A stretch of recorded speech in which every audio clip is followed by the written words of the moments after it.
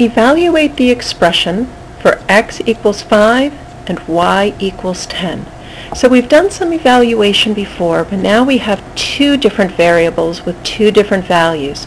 So the key thing to keep in mind when we're doing evaluating and we have more than one variable is just to be sure that the right value gets put into the right place. So our first example, we're being asked to take y minus x. Now remember with evaluating, when we evaluate, there are two steps to evaluate. The first step is to substitute, and the second step is to simplify. And the simplify step is sometimes called the calculate step, the do the math step. So when we do these evaluate problems, we want to be sure that we show both steps, both the substitute step and the simplify step. A lot of people are tempted to kind of shortcut the substitute step and not write it down, just try to do it all mentally, but that can lead to a lot of mistakes, so let's be a little bit careful here. So we're being asked to do y, and we're going to subtract x. So they've told us that the value for y is 10. So we're going to take the y and it's going to go away, and in its place we're going to put in the 10. And then we're going to subtract the value for x. Well, they told us that the value for x is 5.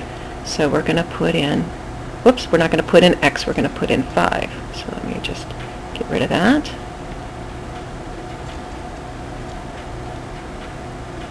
There we go. So 10 minus 5. So there's our substitute step. Now that we've done that, now we can simplify. We can go ahead and do the math. 10 minus 5 would just equal 5. So we've evaluated the expression. In our next problem, we're still being asked to do this evaluating, but let's go ahead and pay attention here. When we've got x, y, notice there's no operation sign. So that means that this is going to be multiplication because those two, the x and the y, are juxtaposed. They're rammed up right next to each other.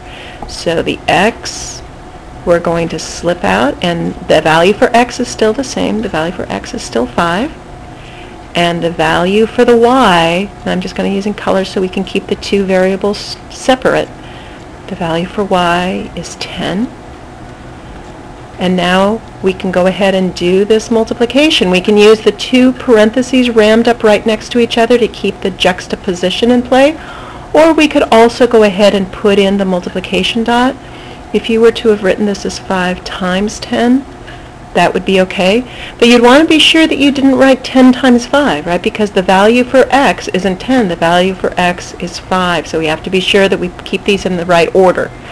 And now when we go ahead and do the multiplication, 5 times 10 is 50. So here we've done our substitute, and here we've done our simplify.